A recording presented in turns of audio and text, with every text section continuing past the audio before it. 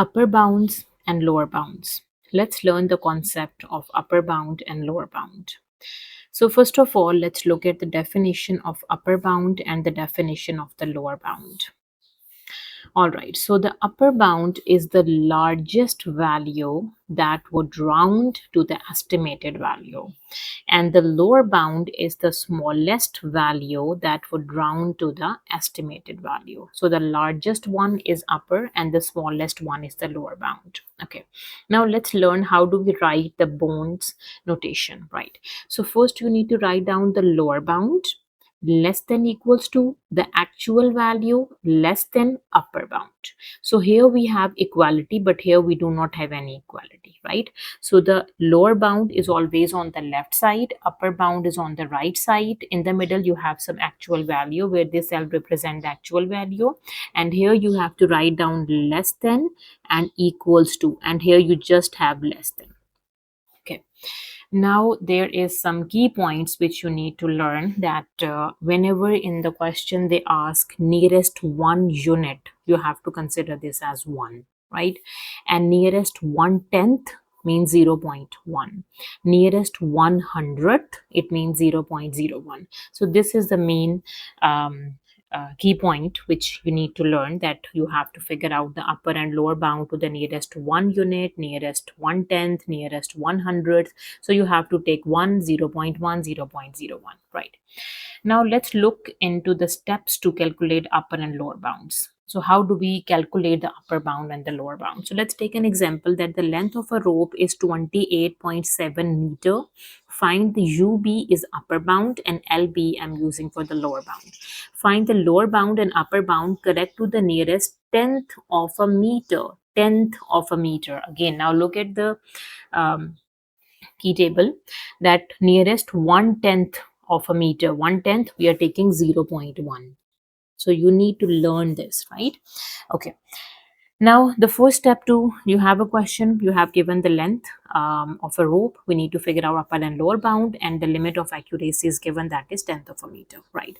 Now the first thing to keep it in mind, that if this unit is meter and this unit is meter, that is okay. When the units are different, then you have to do the conversions, make the same units. Both you can make this unit and this both equal, right? Okay, now let's do step 1. First thing is to identify the limit of accuracy, right? The value is given to the nearest tenth of a meter, so the limit of accuracy is 0.1, right? So in order to figure out the upper and lower bound of any value, actual value, so first thing, in the first step you need to identify what is the limit of accuracy. So here the limit of accuracy is tenth of a meter, so 0.1. Then in the next step you have to divide by 2. Every single time you have to divide that limit of accuracy by 2. Many students ask me in the comment section, why you are dividing by 2, why not any other number? So that is a step to figure out the upper and lower bounds, right? So you have to divide that limit of accuracy by 2. When you do 0.1 by 2, the solution is 0.05, right? Now in the next step you can figure out the upper and lower bounds. Okay, so for the lower bound, in the actual value you subtract that second step, and for upper bound the actual value you have to add that second step, right? So you will get the lower bound and the upper bound, right?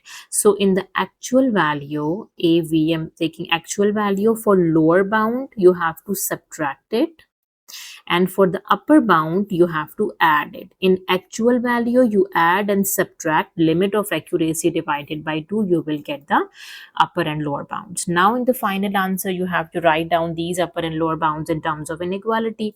So first write down the lower bound, which is 28.65, less than equals to the actual value, the length of a rope, and less than the upper bound, which is 28.75. Here you have equality, but here we do not have any equality, right?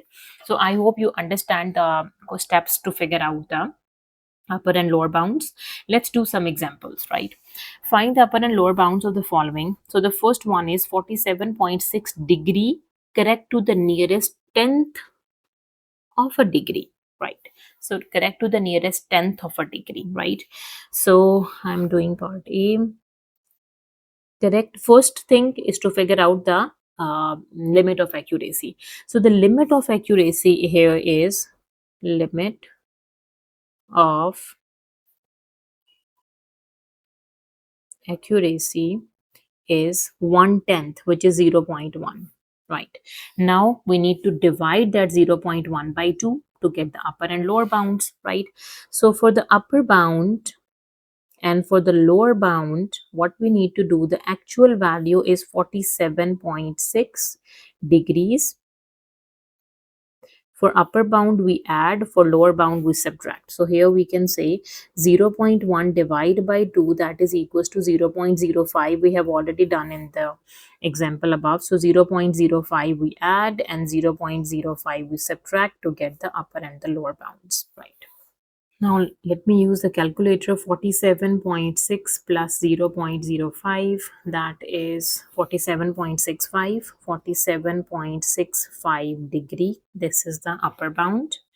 And for the lower bound, we need to subtract, which is 47.55. 47.55 degrees. Now we need to write this down in the inequality form. So the inequality is the lower bound. First we need to write down 47.55 degree is less than equals to the actual value. L we can say is less than the upper bound 47.65 degrees. So this is the lower bound, this is the upper bound, right?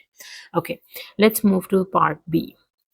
The population of a town is 352,000. Correct to the nearest thousand. Correct to the nearest thousand. Thousand means 1,000. This is the limit of accuracy, right? Now let me write down the limit of accuracy in part B is limit of accuracy is 1,000. Now for step 2, we have to take 1,000 and divide it by 2. So 2 times 1 is 2, 2 times 5 is 10 with double zero, so that is 500. So for upper bound, you add 500 in the actual value. For lower bound, you subtract 500 in the actual value.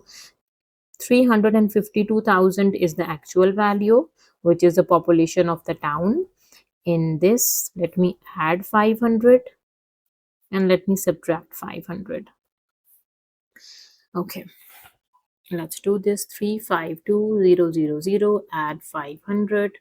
This is 352, 500, 352, 500. And when we subtract it, this is 351500. 351500. Okay, so this is the upper and the lower bound. Let me write this down in inequality form.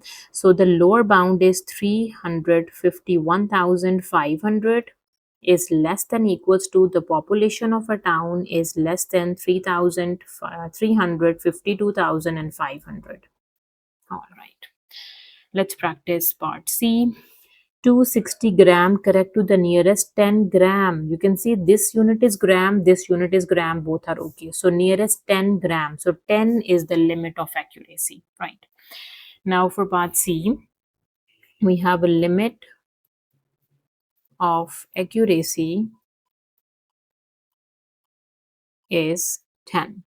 So for second step, we have to divide it by 2 and 2 times 5 is 10. Now for the upper bound, we add 5 in the actual value. For lower bound, we subtract 5 in the actual value. So what is the actual value? The actual value is 260, right? In 260, when we add 5, so that is equals to 265. And in 260, when you subtract 5, that is equals to 255. That is your upper and the lower bound. Let me write down in inequality. So the lower bound is less than equals to the actual value is less than upper bound.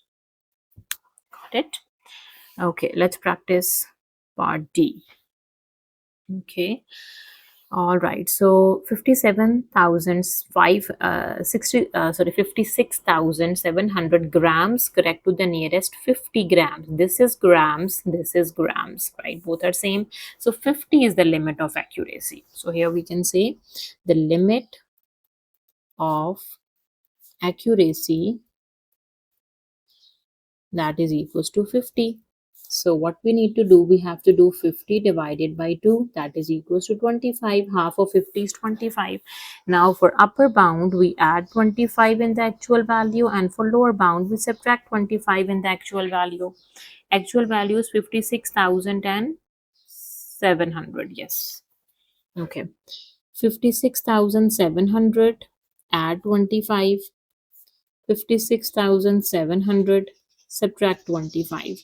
So when we add, we have 56,725, and when we subtract, let me do on calculator. 56,700 minus 25 is 56,675. Now the inequality form is lower bound is less than equals to the actual value is less than upper bound. All right. Okay, now for part E, 75 kilogram, correct to the nearest kilogram. Correct to the nearest kilogram, it means 1 kilogram. Okay, so you can see this unit is kilogram, this unit is kilogram. So the limit of accuracy is 1. You have to do 1 by 2, which is 0.5. So you add 0.5 in 75 for upper bound and subtract 0.5 in 75 to get the lower bound. So this is your practice question. You have to practice it and send me the answers in the comment section, right? All right, so in this video, we have learned what is the upper bound, what is the lower bound, and how do we write the upper and lower bound in terms of inequality, and how to figure out the upper and lower bounds. What are the steps to find the upper and lower bound of a certain actual value, right? So in the next video, we are going to learn the rules of upper and lower bound. When you have two quantities, you have to find the upper and lower bounds for the parameter, for the rectangles, areas of the rectangles. So the exam style questions basically. So okay, so stay tuned. See you in the next video. Take care.